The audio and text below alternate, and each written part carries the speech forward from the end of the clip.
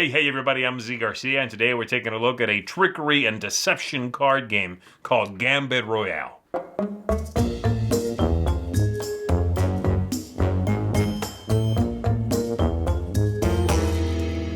This game was originally released over 10 years ago under a different name. Back then it was called Ruse Bruise, and it was out of print for many years after that. Well, this is it back again under a new title with a few new cards and sort of a revision of the text and some of the rules and things like that. That original game I used to own, so I'll be doing a little bit of a comparison at the end of the video, but for right now, let's go ahead and go to the table. I'm going to show you what the game looks like, how it plays, and we'll come back after that and I'll give you some thoughts. In the game, each player is going to have their own deck of cards that they are going to shuffle and draw 3 cards from, and you are going to set up these piles of cards up here depending on the number of players. So 3 piles for 3 players. Each one's going to have 6 cards for the 6 rounds in the game, and then the leftover ones you'll just set aside. And these are going to show you 1 discipline and then a number of victory points, as you can see. And they go from 1 all the way up to 5. So the extras, again, you wouldn't look at, you just put them aside. And then to begin the game, you will reveal the top one from each of these piles, and you are ready to go. And so on your turn, you are going to select one of the 3 cards in your hand, and you are going to play that card face down to one of the columns that will be created below these goals. So for example, the yellow player might place that one there, then draw a replacement, and that is their turn. And then green would go. They would have their 3 cards in hand. And so green might play, let's say, this one here. They might play that card there. They draw a replacement. And then it is the next player's go. And these cards are going to stay face down until someone plays a card below one that's not revealed yet. At that point, then we would reveal the one above it. So the new card would be the revealing card for the one above it. So if this player plays there, then the green one will be revealed. And if there's an effect on it, then we will deal with that effect right now. So for example, the trader here from the green player says, effect, swap the gold card in this column with that in another. And so this player might swap this card with this one and pull a fast one. And so as soon as there are 4 or more here, 3 or more there, or 3 or more there, that final card, so let's say we've got, 3 cards here, 6 cards under this. As soon as someone plays the 3rd under this one, that's it. Round is over. We would reveal the one above it, and we would then check the round and see who scores these cards, and if anything else happens. So I've gone ahead and pushed the game forward a few rounds, and we are going to now, it is the blue player's turn. They are going to play a card here. They're going to reveal the card above that. It's a talent, so we'll deal with it at the end of the round.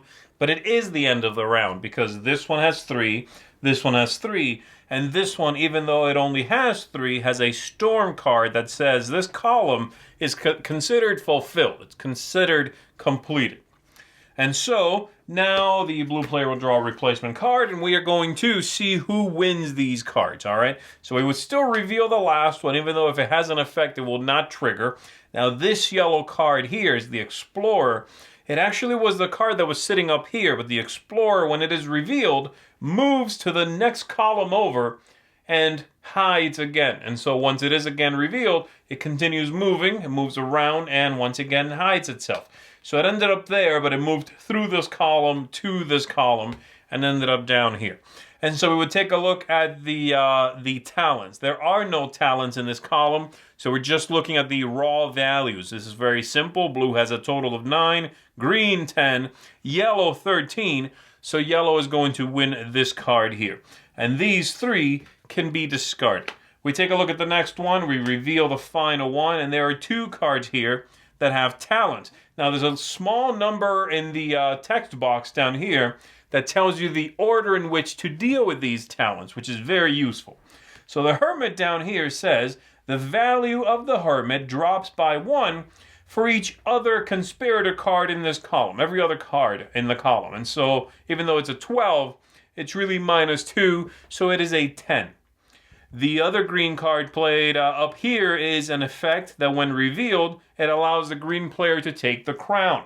The crown is this piece here, also represented by this card.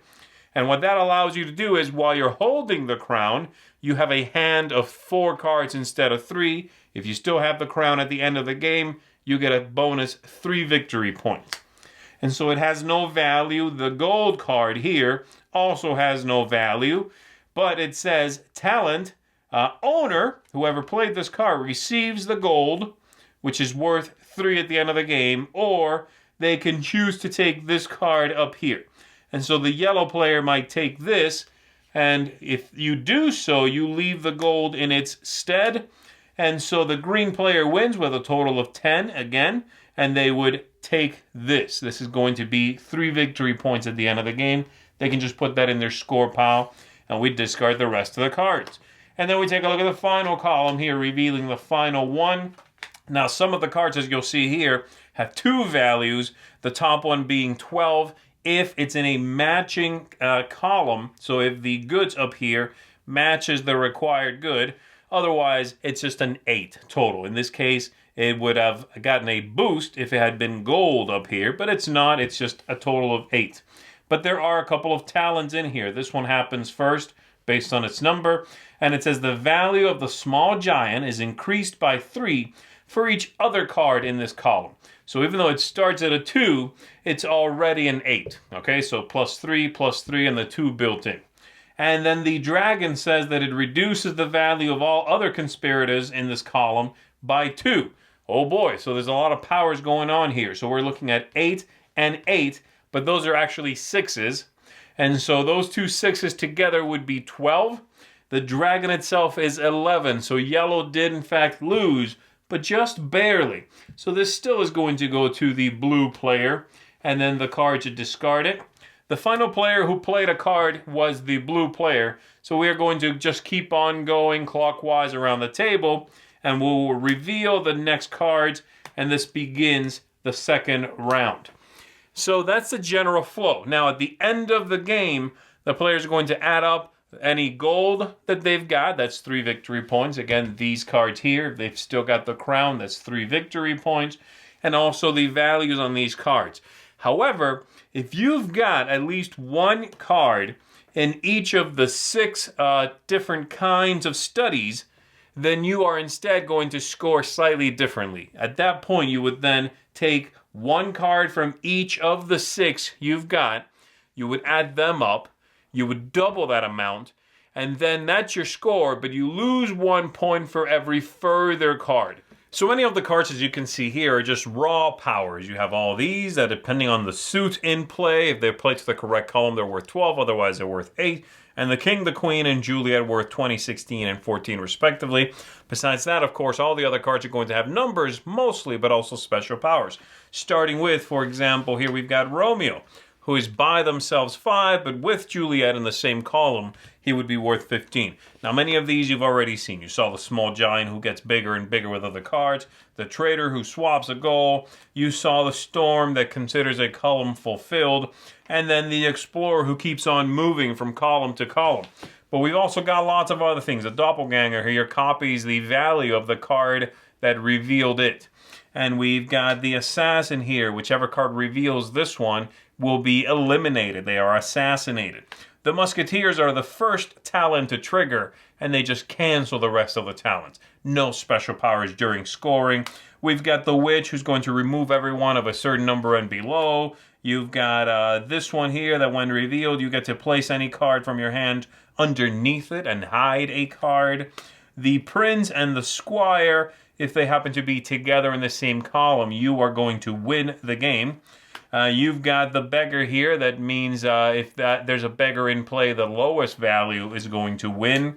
A dragon. The dragon reduces the values of the other ones. I believe you saw that too. Then you've got your hermit. That's going to, the value will be dropping. And then the wizard is kind of sort of the opposite of the witch, in which a certain value and above will be eliminated from the column before you score. So there you go. That's everything you are seeing. Now, besides all those cards I just showed you, those were all included in the original printing of this game. There are a few new cards for this printing of the game. The printing called Gambit Royale. This game was originally called Ruse, and Bruise. And those are these. These are going to be part of your deck as well. So you've got the gold card and the pirate. So the gold you already saw, that's a new card. The pirate, when revealed, would steal gold if there's some gold face up in that column. You've got the fortune teller and you've got the diplomat. They're going to let you take a card either from your discard pile or from your own deck and put it on top of your own deck. Make sure that it's coming up next. And then you've got the mistress here who is going to take a card from another column face up and move it to her own column. And you've got the coronation, as you already saw, which lets you take the crown for an extra hand card in your hand and possibly points at the end of the game. So there you go. That is all of the cards in the game. Let's go back up top. Let me tell you what I think of it. And so there you go. That is Gambit Royale. As I said, I used to own the original printing of this. I owned it for a long time, and I've always enjoyed this kind of game. I've got a soft spot for characters with special powers in a card game. This came out after Citadels was very, very popular, and it sort of did a similar thing. This sort of felt like a spiritual sequel in many ways to Citadels. You had some of the same ambience, some of the same ideas at play. Now, that original game, Ruse and Bruise, in English, the English printing anyway, was riddled with awkward English. It was riddled with mistakes on the cards. It was a bit of a bear to deal with and teach and remind everyone that card actually means the exact opposite of what's printed on it. I eventually got rid of it because it was just too much. It was something I wanted to love, but I was having a hard time doing so. So this new one, thankfully, deals with those things for the most part. And it even gives us a few new concepts at play. So let me go ahead and break this down, tell you what I think of it. But right off the bat, yes, I like this better than the original printing. If you've got the original and you still own it, you're looking for, a 2.0 version, I would say without hesitation, get yourself a printing of the new one here. But for those of you that don't know the original, let me talk about what I think of it, all right? So I'm going to start off with the things I thought were just so-so. I got no really big negatives here, but not everything is fantastic, okay? So let me start with those things. I'll start with theme. Theme is the medieval same old we've seen in a lot of these games. It doesn't really do anything for me. It does not push me away. I wouldn't say I don't want to bring this to the table because of a theme, but it does not do a thing for me. Pretty quickly, you tend to ignore it, except for maybe a couple of cards that are thematic, like the Assassin. Other than that, it's irrelevant, really. And then the game length. The game is a bit too long, in my opinion, with the higher player counts. It's played between 2 players and 6. I would say with 5, and especially with 6, you are looking at this game to outstay its welcome. You are playing 6 rounds. That's a lot when you've also got 6 players. So that's an issue that is still there. It's not something that's really been handled whatsoever. And then my final issue is that the scoring in the game is still convoluted. The original, I thought, this idea of collecting the cards and getting victory points, I like that. But then when you've got one of each of the 6, then you take one of each and multiply them and subtract the... That's still convoluted. And for some reason, I guess I didn't think it needed fixing, but it still sounds... I like the idea. It gives you things to do. If I've got 5 suits, there might be a card out there worth 5 points, and another one worth 1 or 2, but that's a suit I need. I will fight for that one. I get the why it's there. It's still weird and a little bizarre to have to explain that scoring to someone just looking for a pretty simple, kind of lucky card game. Having said all that, things I do like. The aesthetics in the game. The illustrations in this game, like I said, they're over 10 years old. They're still great. The game looks fantastic. Card quality is good. It's not linen finished. The original printing was linen finished cards. They were very high quality. These aren't quite that good, but I have seen no issues with them. They're not getting frayed. The finish on them is fine. I'm not having a problem. So, thumbs up there. Replayability is solid. This game is all about these interactions that you discover as things happen. This card gets revealed by this other one, and then later on that one is revealed and moves along to the next column where something else is revealed. These things are fun. Having a big fight in a column to lose by 1 point or 2, that's fun. That's kind of what it's all about. That's not to say there aren't issues in here. There seem to be some just, some things that don't quite line up. For example, one of the characters says that it deals with, it eliminates every character 8 and below, value 8 and below. On the card it says that. In the rules it says 9 and below. So where's the truth there? And there's another card that has a written issue as well, that there's a discrepancy between the card and what it says in the rule book. That's unfortunate. They're not major issues. They're fairly minor, actually. That card does not affect too much. But it's there. It's not perfect. It didn't quite nail it, but this is a major improvement. And then lastly, the type of game, luck, the strategy, tactics. This is a very lucky, but very much a game about reacting as well, and I like that. You have to go into it, know what you're getting. It is that Citadel's style card game in which, yes, it's possible for you to be eliminated because your character was the target of an assassination, and you get no turn this time. It's possible for you here to play a card you thought was going to be a big deal and suddenly you're wiped out, or it's switched to a different column, or the thing you thought you were fighting for is now suddenly something else. That will happen. But it's a game about reacting to those things. If you abhor luck and randomness, you will not like this game. But if you enjoy those things of seeing what happens, it's not a pure take that game. There are choices you'll make. Then I think you're going to like this one. It was really nice, I have to say, rediscovering Ruse Bruise under this new title, this new printing, and it's good to have it back, and I'm finally content to see some of those errors, many of them in fact, corrected, and the game available to a new audience that hopefully can find it and appreciate it. So I'm going to give this one a seal of approval. Very happy, like I said, to have it back in print. And I think if you enjoy games of the type I'm mentioning, I think you're going to like this one too. So give it a look. So there you go. That is Gambit Royale. Seal of approval once again. I'm Z Garcia. I'll see you on the next one. Thanks so much for watching the Dice Tower videos. Find more great videos and reviews as well as our top-rated audio podcast at Dicetower.com.